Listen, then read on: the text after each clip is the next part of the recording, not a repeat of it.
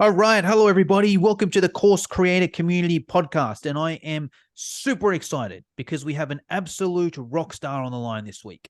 Now, I know I say that every week about every guest, but this person actually is. I've been following them for a long time. I respect them just as much, if not more, than anyone else in the course creator industry. So super excited to have them on. It's my good friend, Claudia Lee. Claudia, how are you? I'm good. How are you? I'm great. That was a joke for the listeners, and that was a joke for the guest as well.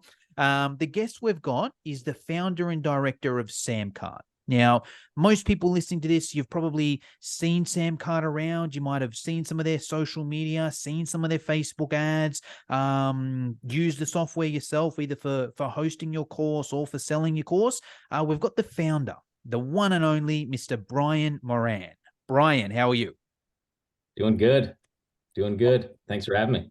Of course. And just for the listeners, I'm actually a massive SamCart user myself. I think I was one of the first. I was speaking to Brian off air. He will get into the story. But I've been using the software since 2014. And Claudia has as well. Maybe not since 2014, but I don't even know if she was alive then. But she's been using it for the last couple of years. And we're both massive fans. So we're super excited to have him on. But before even speaking about SamCart, we'd love just to hear your story, Brian. So you told us a little bit off air, but let's dive into it. Start where you want to start. Where did it first start with you in this whole online course space? Yeah, it's funny. A lot of people, I think we did this interview a couple of years ago. A lot of folks probably would know the story, but it's hard to, time flies, hard to imagine it's already 2023. And a lot of folks now just think SamCart's all, me and my younger brother Scott have ever done, but we were course creators in the beginning. It was the money we made from our two course businesses that funded the original version of SamCart that you bought back in 2014. So I appreciate all those years of you being a loyal customer. But yeah, for us, it all started back in 2009. So I graduated college the year before that, was engaged to my wife.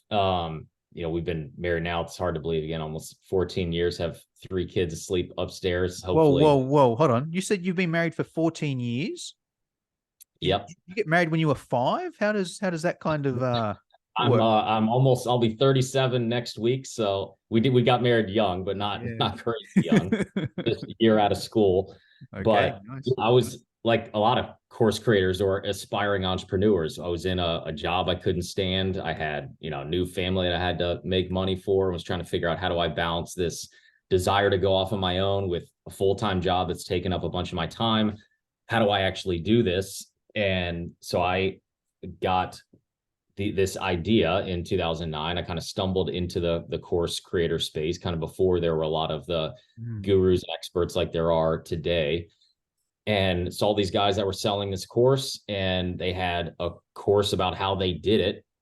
And I bought it and was like, look, I'm going to figure this thing out. If these two jokers can do it, then I can do it. Which is, I think, what gets a lot of us into this. We see folks that we know were smarter than, more capable than, and if they're succeeding, like, why not me? It was the same thought process went through my head. And so I got started on this journey. And the first site we started was a site called trainbaseball.com. So I was a big baseball player in college, was pretty good, never made it to the pros, but got close. And so I thought, look, if I'm going to make a course or start a site or a blog, I'm at least going to do it in something that I'm passionate about, so that if it doesn't work, at least I have fun doing it. So we started this little blog, had to figure out how to build a website. This is, again, 2009. So things were a lot harder to do back then with, you had to buy hosting and install WordPress yourself and find a template and learn how to design it, then start creating content, figure out SEO. Like it was a year and a half of learning things the hard way. And we created this little ebook and a course to go along with it. And that business sat at $0 in revenue for like a year and a half, 2 years. Yeah. Okay.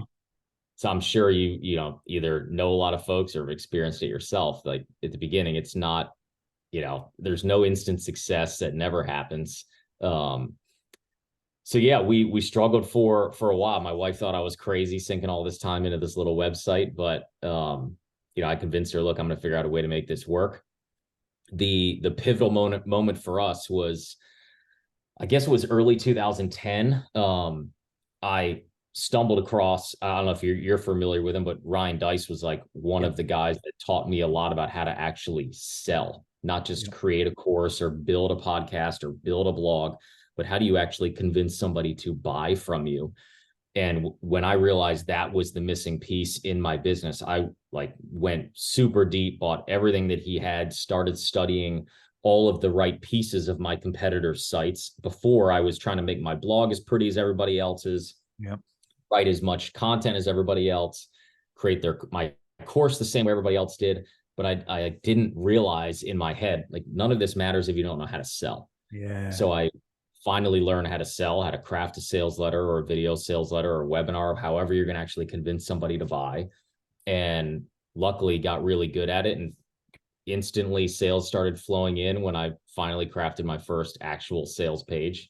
And I don't want to say the rest is history because it was still a long journey after that. But that's what finally got money to start rolling in. Wasn't a lot, but a couple $100 and then a couple $1,000 a month in those early days was all I needed to kind of keep the dream alive. And probably it gave you that proof of concept. There's kind of like only so long you can make $0.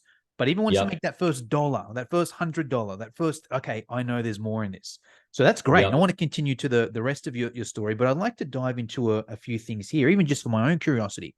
So to start with, the major kind of marketing was your blog. There was a blog, you're posting content on there, and the sales strategy that you were trying to implement before you met or before you started following Ryan Dice, what did that kind of look like? I literally think there was like a buy button. Like I made a little banner, like a 5x5 banner on the sidebar of my blog that just had a picture of my ebook or the course and like a PayPal buy button. And that was it. And I think I eventually graduated to like kind of like a software pricing page, like bullets on the left, little tick boxes, a value over on the right, a total value, and a buy button. And that was it. Like, here's everything you're going to get, like no benefits, no salesmanship, no guarantee, no testimonials, no story, none of the things you really need to make a sale, and just hoping people would fork out their wallet and give me their hard-earned money over, very little information over what was inside this product. Gotcha. Now the market, like in terms of the traffic to that site, did it get traffic and it just wasn't converting?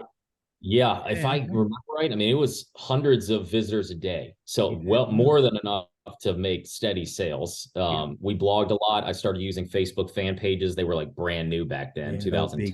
I think we had like 10,000 fans on that baseball fan page. Weren't running any. I think I might have tested Facebook ads, but if I did, it was like $50 in and no sales, and probably never tried it again until I started making money. So yeah, we had plenty of traffic, just nobody was buying. Did you learn to get traffic to that website? Did you learn and study and do courses, or was it just because you were good and you knew your stuff, or was it luck, or how did you get that traffic initially? I think I got deep, not super deep into SEO, but I watched other folks that had great blogs and just the common denominator. The same thing today. I mean, you can kind of game and hack the system a little bit, but it still all comes down to make great content, and the internet will reward you for it. If you have good stuff, people are going to share it and keep coming back. So it was just really good content. I mean, I knew my craft. I was, a really good baseball player, and, I like to kind of imagine myself as a good teacher, a good coach. So I knew how to kind of bring complex things down into, first grade reading level to make, that's a lot of what makes good bloggers. You're a good writer, you're a good communicator. So I think we had that, as an asset right from the start. Gotcha. Awesome. And I love that Ryan Dice story because it's similar to me, believe it or not. So me and Claudia, we're big Ryan Dice fans as well. We go to Traffic and Conversion Summit every year, every couple of years. Side note, I don't want to take the focus away from you, but I just want to quickly share a bit of my story. Similar kind of thing, put an online course, was making, $100, couple $100 a month or whatever, reached out to a mentor.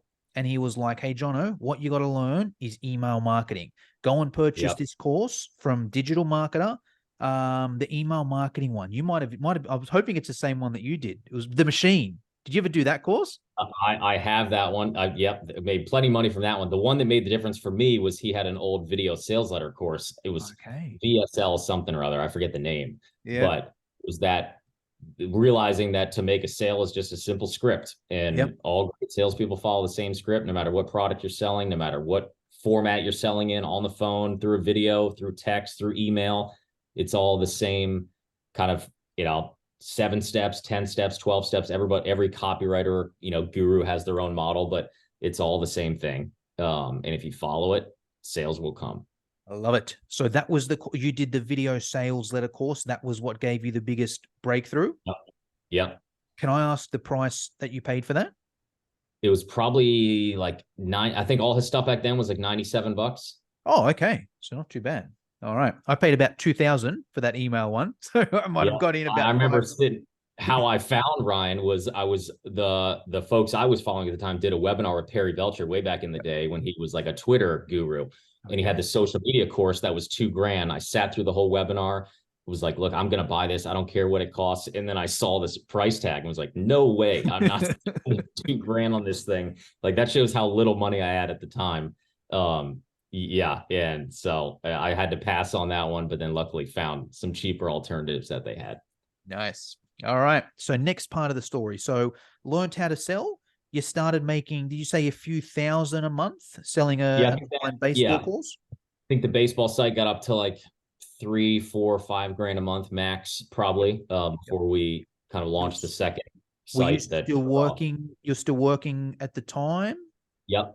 Didn't quit that job. I actually, the part 2 of the story, we'll get to the I didn't really quit. It's kind of a funny story, but we can get there. All right, let's get there. So what's the next step? You're working full time. You've seen a bit of success online. You're making, $3,000. Probably not a full-time thing yet, but a few dollars on the side.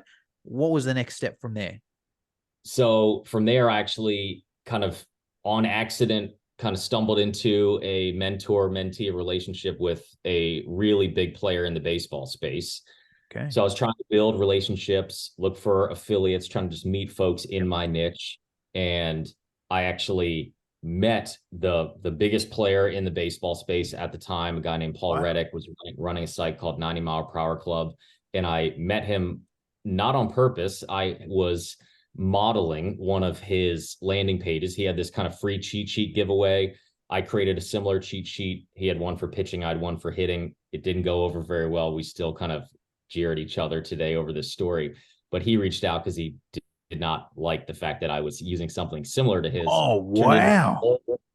Turned into a whole big dispute. I held my ground like a stubborn 22-year-old kid would, and proceeded to get emailed by every major player in the baseball space that I was making a huge mistake, pissing this guy off. Wow. Long story short, we became great friends. He's been my number one mentor when it comes to business. He's an amazing guy. He actually works with us now. But long story short, he flew me up to New Jersey to an event he was doing in the fitness space. He had this kind of small group coaching seminar that he did. And I showed him the baseball site, was trying to get his advice. And I showed him how I was using Facebook to drive a lot of the traffic to my site. I'd started using Facebook ads. They were all Facebook was brand new at the time. This was 2010. So ads are brand new. Fan pages were brand new.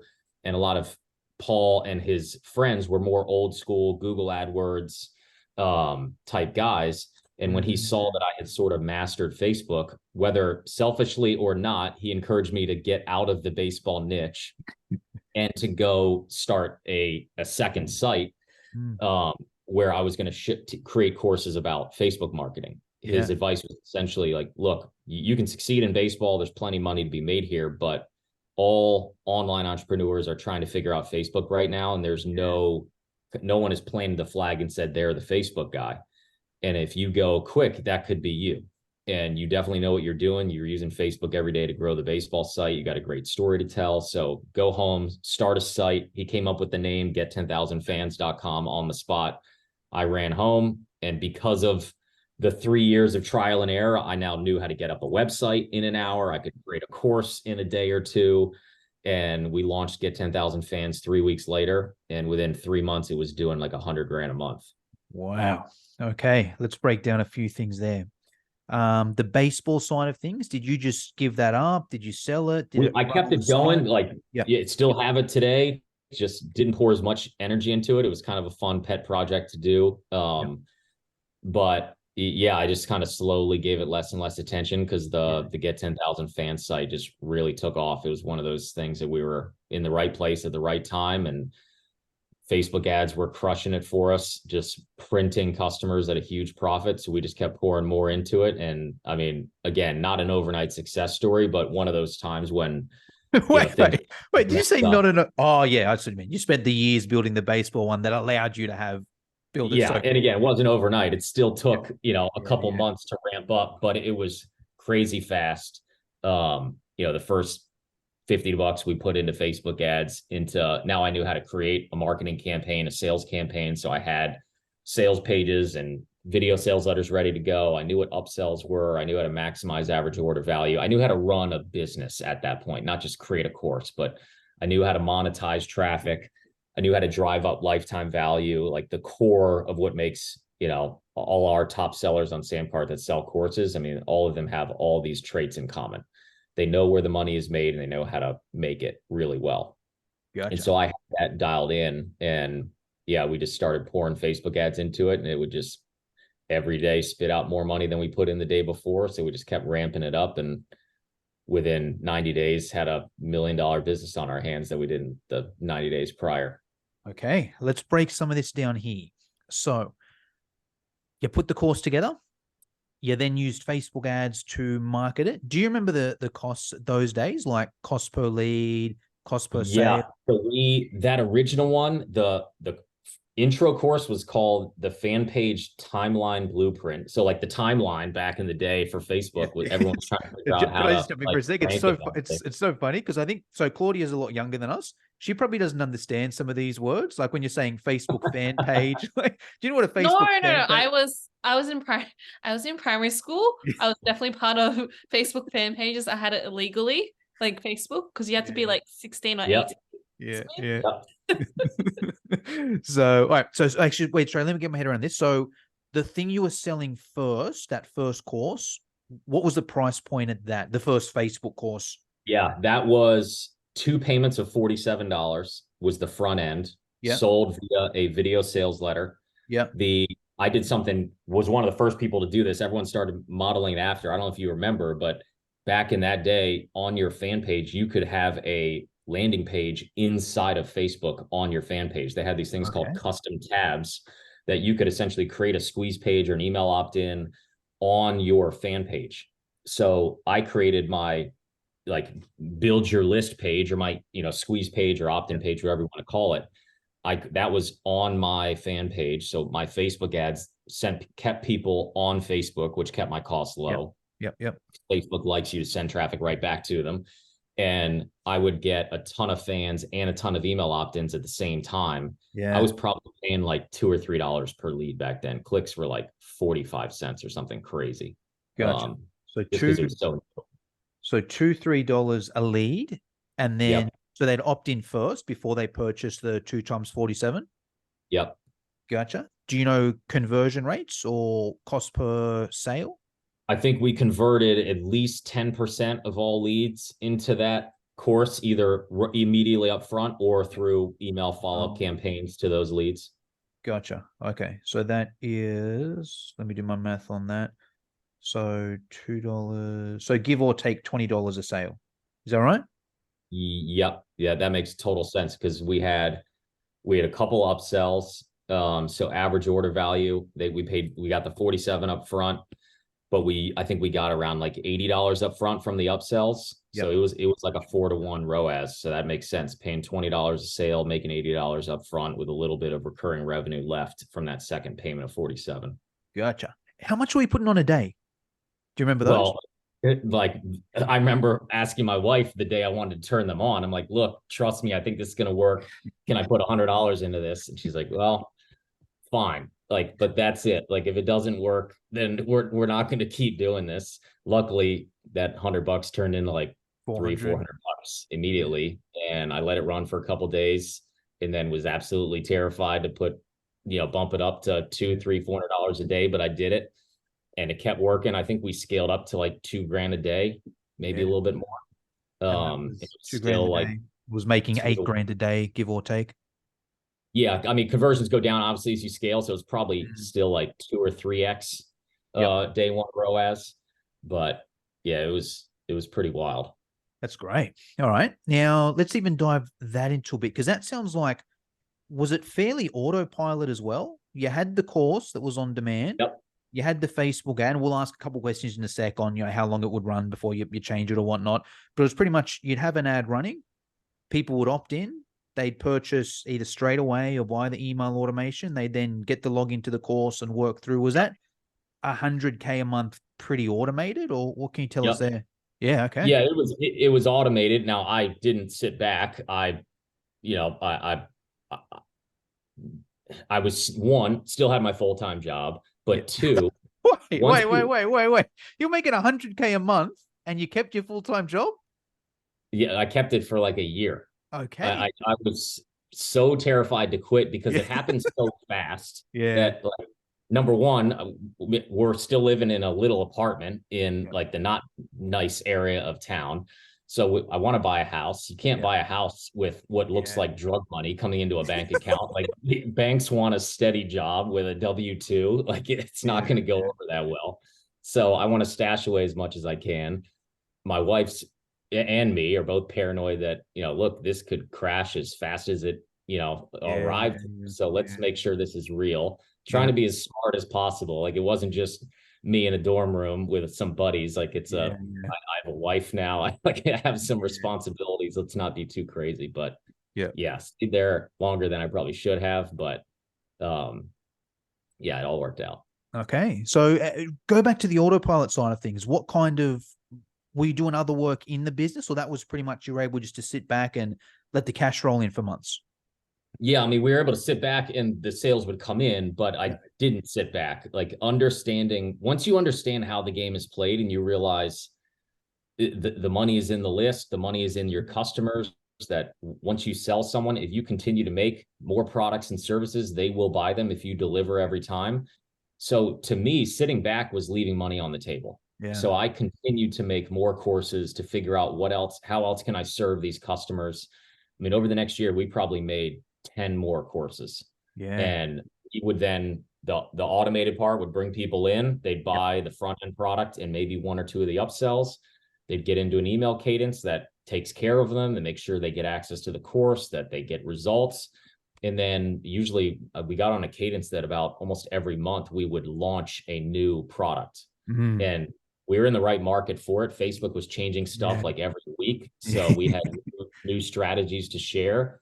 And I mean, that's how we really, the numbers got even better over the next year because we just didn't take our foot off the gas. So I could have relaxed, but to me, if there's money to be had, if you're in a hot space, sometimes relaxing at that moment is not always the best time. 100%. Awesome. All right. So tell us, how did you get to SamCart? How, like, this Facebook business sounds like it was great. What did you do there? Did you stop that? Did you sell that? Did that stay on the side and you built SamCart? Or tell us about that side of your story. Yeah. So we ran that for, it was like 2011, 12, and 13. And then right around 2013, the business was get 10,000 fans, was around like $2.5 million a year. It was extremely profitable. So it was in a great spot. Couple things happened. One, I got a little bored. There's only so many Facebook marketing courses anybody, like one human being, can make.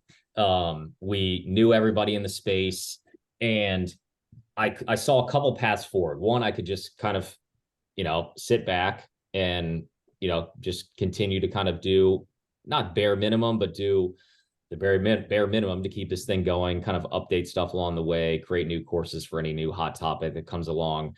That didn't sound all that exciting because it wasn't really challenging. Like, I kind of mastered the course space. Two, if we want to scale, if we want to get to 5-10 million a year, there seemed to be a couple paths that in the course space, a lot of the big players, they layer on back end, like high ticket coaching or events or masterminds. And I'm like a crazy introvert. I do not like that stuff. We had done a couple like $5,000 boot camps with 20 people that were fun in the moment, but as soon as I got home, I never wanted to do them again. They're just exhausting for me mentally. My younger brother loves them, like he's the extrovert, but for me, that wasn't how I wanted to live life. It just didn't kind of fuel me. So that was kind of off the table. And the second path that started to get popular around that time, like 2013, 14, was software. A good buddy of mine, Clay Collins, had launched Lead Pages and went from 0 to 25 million a year in like 18 months. Wow. Obviously Shopify was around, like software was becoming a big thing. ClickFunnels would have started about that same time as well. Yeah, a couple of years later. Yeah. So that's, to me, that was the direction I wanted to go. I thought this could be, if we build something really valuable and useful, this could open up a lot of doors. As an entrepreneur, I could grow a ton. Like that would demand building a team for the first time. We would be in a space where you can go raise money from, VCs if you ever wanted to, and meet folks that you just wouldn't meet in the world that we were in at the time. Recurring revenue obviously was a nice thing to have.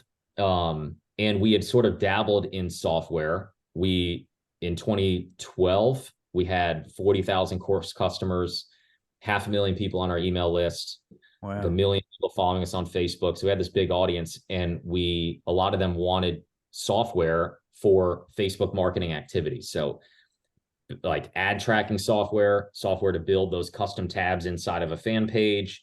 So we went and found this company that had you could white label the solution to build those custom tabs inside of a fan page. And that's what we were known for.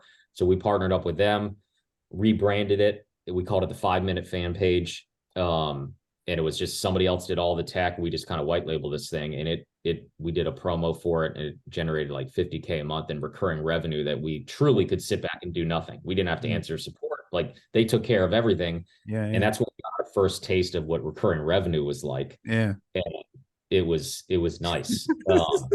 So that's when we thought, look, let's go into software. We got plenty of money in the bank. We could hire a team to build something out.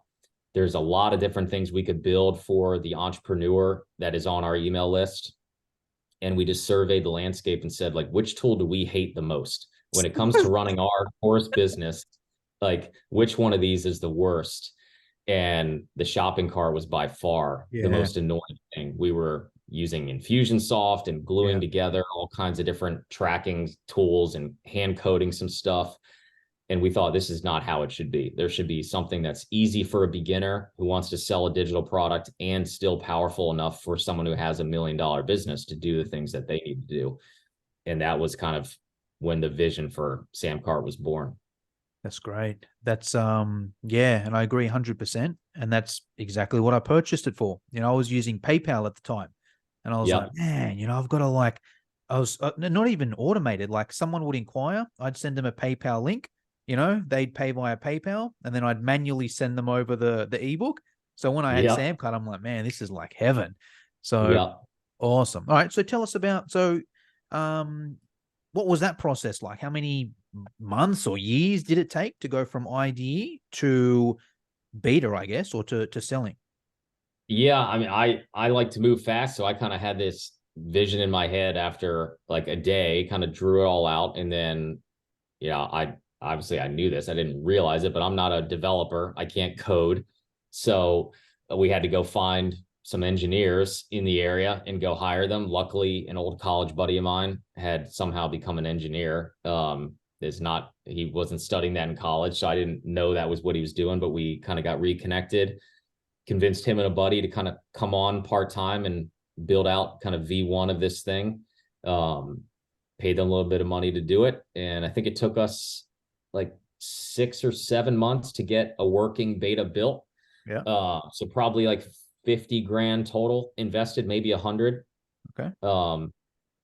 And I mean, we had that first version, we started using it kind of internally, just me and Scott, to sell the baseball stuff that was still selling. And then the Get 10,000 Fans courses, we loved the way it came out, gave them a couple tweaks to make, and then decided, hey, let's tell the world about this thing and do a we did like a closed beta. So we did a promo, it was April 2014, emailed our whole database of get 10,000 fans, followers, and said, hey, we have this new thing that we think you're really going to like if you're selling digital products.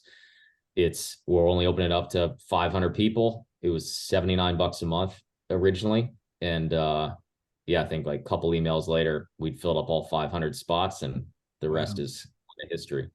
Okay. Can you share figures? I'm super interested. Can you Yeah. share, like, say, first year, how many, Yep. either way, how many paying members did you have, or how many recurring revenue? Yeah, that first year, I think we got up to 1,000. We did $1 million in recurring revenue. So it was like 80 to 100K a month in recurring. So whatever that is divided by 79 a month, that's how many customers we had. Should be around 1,000. Yeah, yeah. Year two, I think we got. Just go back for one sec there, Brian. Expenses at the time, like on that recurring revenue side of things, you obviously, because it's probably probably both, I guess, marketing expenses and then also like costs of running the business, give or take, even just roughly. Luckily, marketing was zero because we had all these course buyers that we could just send emails to. No Yeah. ads, no, nothing. Were you still running the Facebook ad business? Yep. Oh, that's great. Yep. Yeah. So that thing was just giving us buyers to sell to, leads to sell to, fans to sell to. Expenses, man, it wasn't a lot. I mean, we didn't hire the engineers full time. They were just kind of contractors. I mean, they made good, hourly rates, but compared to what we were making, it was peanuts. I mean, probably 90% profit margin. Yeah. That's great. Yeah, maybe like 100, 200 grand a year in expenses. Okay, that's great. All right, can we keep going through next kind of couple years? What did you actually? I'll even share my kind of thoughts on SamCart. So I think I started like 2014, and loved it from the start. Kept using it. I've seen a lot of changes recently. Like, I feel it used to be very kind of. Originally, I feel it was the first couple of years I used it. It was pretty much just a cart, and yeah, you could get a basic kind of landing page, but pretty much just a cart. The next kind of step I saw was like, then they could be used a lot better. To put in perspective, I used to use ClickFunnels and SamCart. I would use ClickFunnels for the sales page and opt-in page and whatnot, and then SamCart for the checkout. Then kind of a couple years later, I'd see SamCart was able to kind of replace ClickFunnels in that side of things with the better kind of sales pages. And then more recently, then I guess probably the next change, and I saw it more for course creators. Then you can actually host your course on there as well. And then even recently, I've seen changes with the dashboard and how you can see things. So there's been a lot of changes throughout the years, but maybe even just now.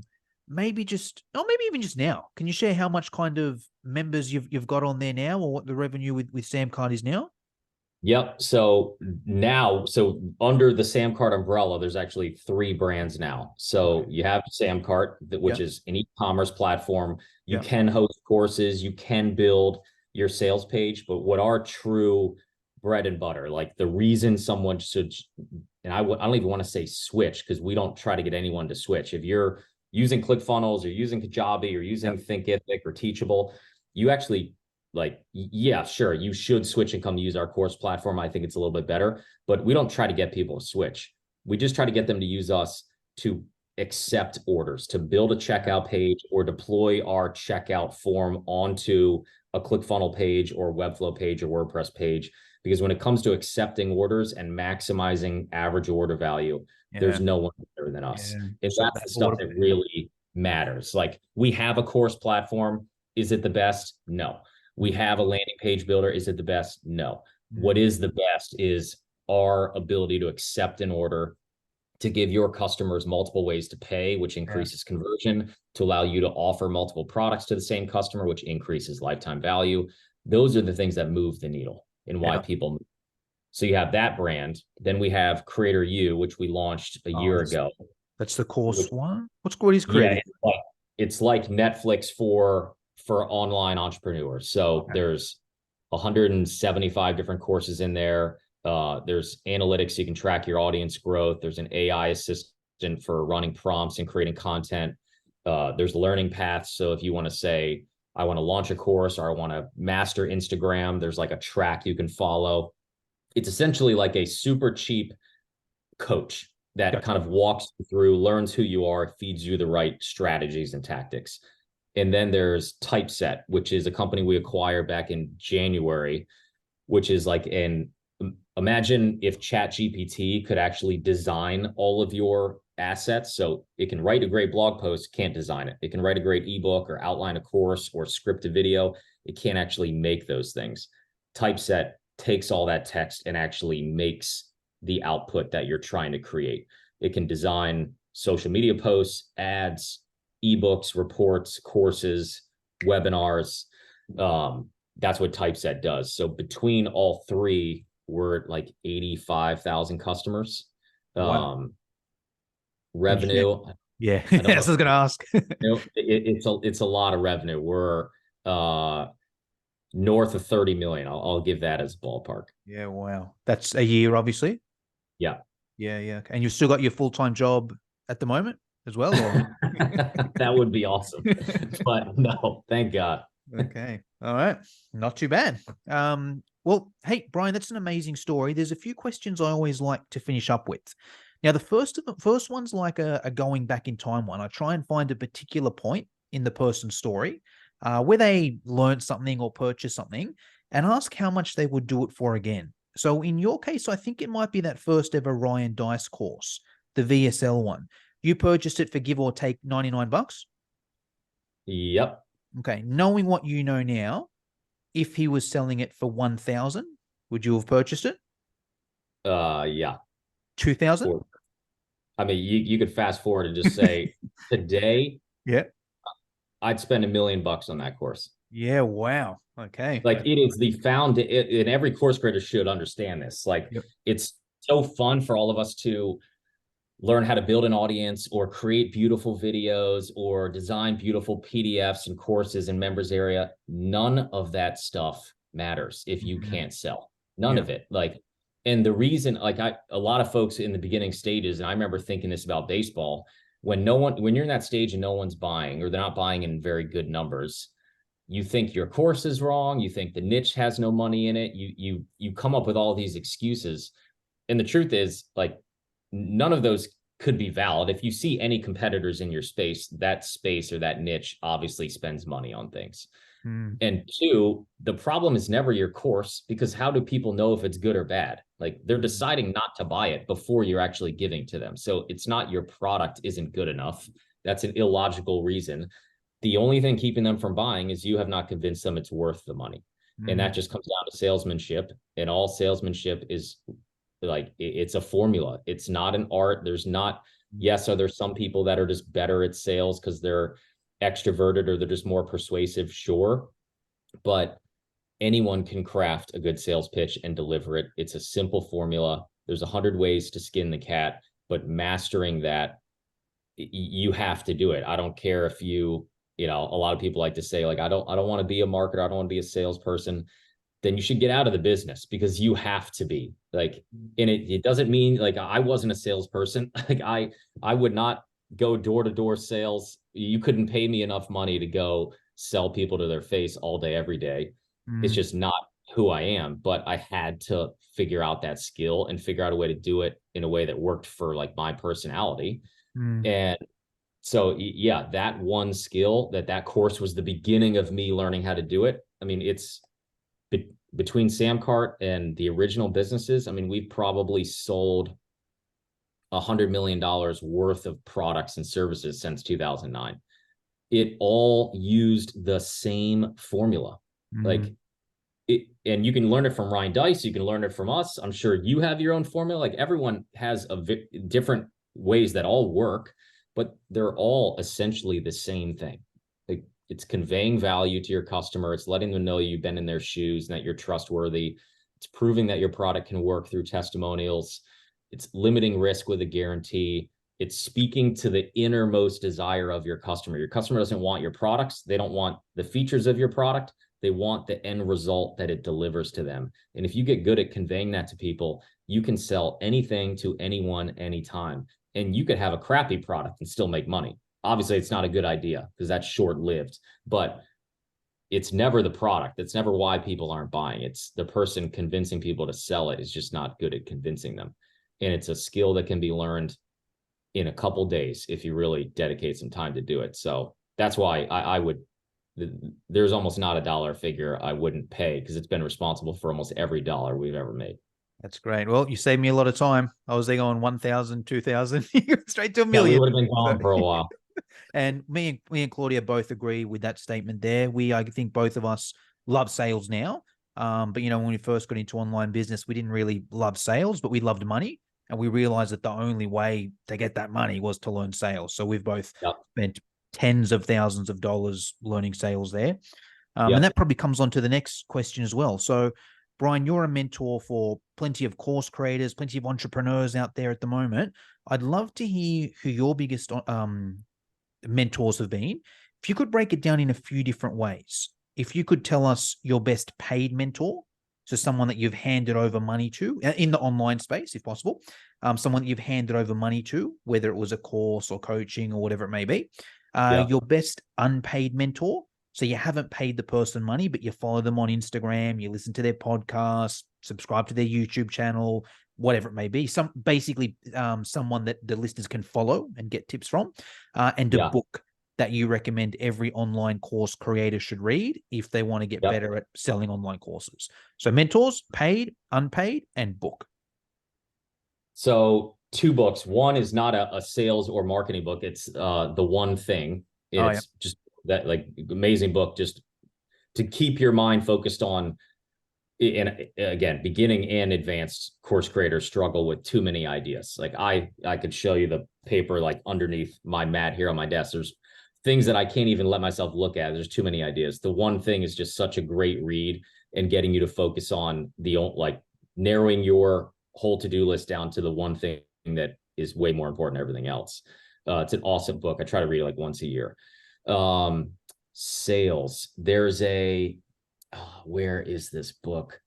The guy's name is Evaldo.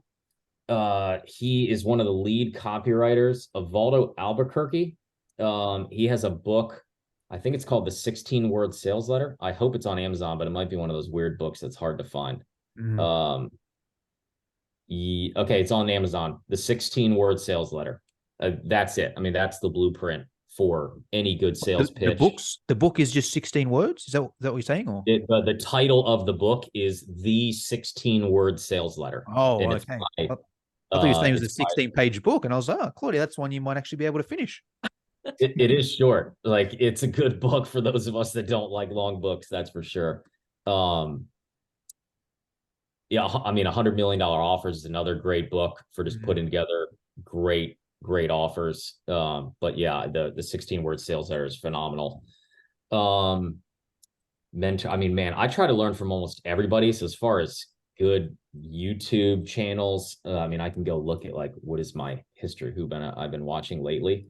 I mean, there's almost nobody I won't learn from at this point. Try to keep my ear, close to what's going on across the board.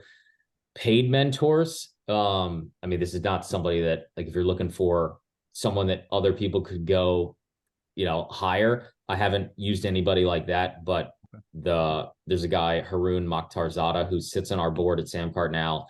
He has equity in SamCart, so he's been paid by giving him a percentage of the company to be an advisor of mine. He's been an advisor since way back when. He's the founder of Truebill, which sold to Rocket Mortgage for $1.3 billion a year and a half ago. This guy's just a genius, and I've known him since he was the guy that we white labeled that tool from 10 years ago. Yeah, I get just the lesson there. Again, no one's going to be able to reach out to Haroon and convince him to help them out. I'm sure he does do advisor relationships with other startups. So if you have a SaaS company, maybe you get him to say yes. But the point there is find someone who's 10 steps ahead of you, ideally in your space, ideally the same business model. It's not a requirement, but the closer the synergies are, I've found the better. Yep. And someone you respect, and just glue yourself to their hip, stay right next to them, bounce ideas off them.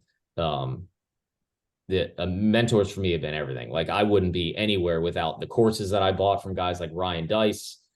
Jeff Walker back in the day was in his mastermind for a couple of years. I mean, name the, internet marketing expert. I've learned a ton from all of them. And they're all mentors / friends that we've known each other for a long time. And between that and, great books and guys like Paul and guys like Haroon, like there's no way any of this would have ever happened without those folks. Like all I brought to the table was work ethic. And I think that's what folks, when you're trying to find a mentor, that's what they look for. Like if someone reached out to me for help, but hadn't really taken a whole lot of action, I'm probably not going to be too inclined to help. But if someone said, hey, like, can you give me a, quick piece of advice on this whole campaign that they clearly spent a ton of, time, blood, sweat, and tears on, then I'm going to try to help that person out. Like they're clearly, a worker. And if I give them a piece of advice, they're going to take it and run with it. So yeah, I mean, mentors are key. Learning every spare minute of my day, which there's not a ton these days with 3 kids and a business with 150 people, but any spare time I get on a plane or train or wherever, I'm always trying to learn something. That's for sure. Love it. Awesome. Well, Brian, it's been great having you on the show. I'm sure there's going to be a lot of people listening to this that are like, all right, this man is awesome. He's inspirational. I want to follow him. I want to check out SamCart. So where do we go to follow you? What's your platform of choice? And where do we go to check out SamCart? I'm not really big on social media. You can follow Creator U's Instagram. That one's been pretty active. You'll see me pop up on there from courses and trainings we do for the Creator U audience. Little tidbits will be on there. It's not me. There's a whole team of folks kind of finding the best content, but that's a good place to go.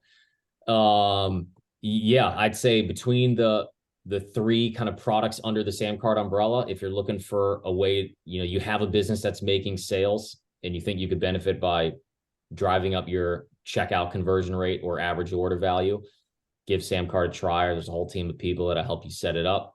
If you're at the beginning stages and just looking for some guidance on what do I do next? How do I build my audience? How do I create a product? How do I sell it?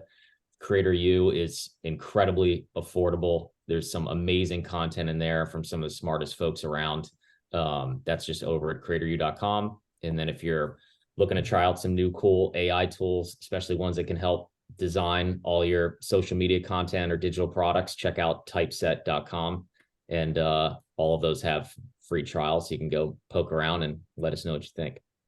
Awesome. And I'll put all those links in the show notes too. Brian, that's pretty much all I wanted to cover. Is there anything I should have asked you but forgot to, or anything you wanted to finish us off with?